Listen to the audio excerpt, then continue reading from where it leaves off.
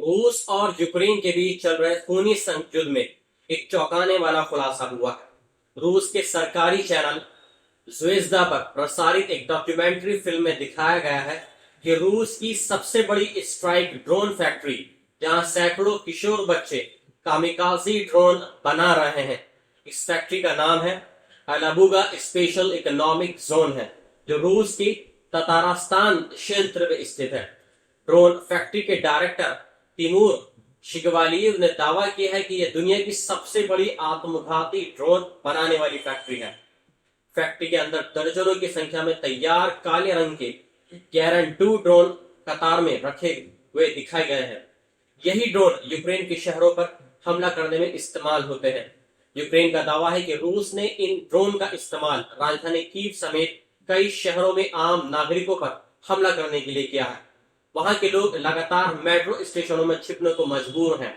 संयुक्त राष्ट्र के अनुसार युद्ध शुरू होने के बाद से अब तक 13,000 से ज्यादा अधिक यूक्रेनी नागरिक मारे जा चुके हैं।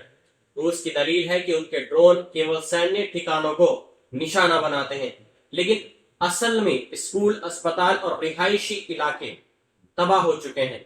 ज़्वेज़दा चैनल के मुताबिक अलाबुगा फैक्ट्री के तहत एक कॉलेज चलता है, जहां 14 से 15 साल के बच्चों को ड्रोन बनाने की ट्रेनिंग दी जाती है और बाद में उन्हें फैक्ट्री में ही नौकरी मिल जाती है।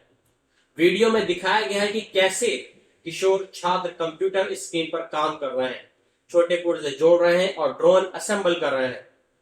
फैक्ट्री डायरेक्टर के अनुसार शुरुआत में सिर्फ कुछ हजार गैरन-2 ड्रोन बनाने की योजना थी, लेकिन अब इसका उत्पादन 9 गुना बढ़ा दिया गया है।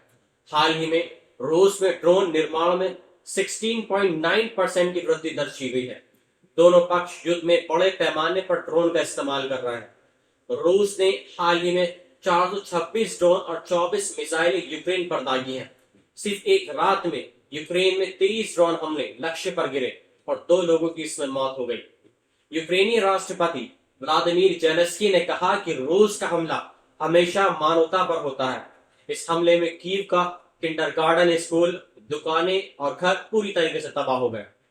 पश्चिमी यूक्रेन का इवानो फ्रांकिव्स्क शहर भी अब तक के सबसे बड़े हमले का शिकार बन गया है। पुतिन की शांति वार्ता की शर्तें, नाटो का विस्तार रोकना, यूक्रेन की सैन्य क्षमता सीमित करना और रूस के कब्जे वाले इलाके को मान्यता देना यूक्रेन ने खारिज कर दी है।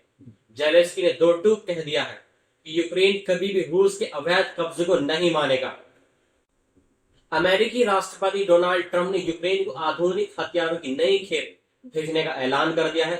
यूरोपियन यूनियन ने भी रूस पर और कड़े प्रतिबंध लगा दिए हैं। खासतौर पर उसके तेल और ऊर्जा उद्योग को निशाना बनाया गया है। 3.3 साल से चल रहे इस युद्ध में अब ड्रोन युद्ध का सबसे घातक चेहरा सामने आया है। मासूम बच्चों से हथियार बनवाकर रूस ने एक नया युद्ध अपराध दुनिया के सामने रख दिया है। मिलता हूं मैं आपसे एक नई रिपोर्ट के साथ में। जय हिंद।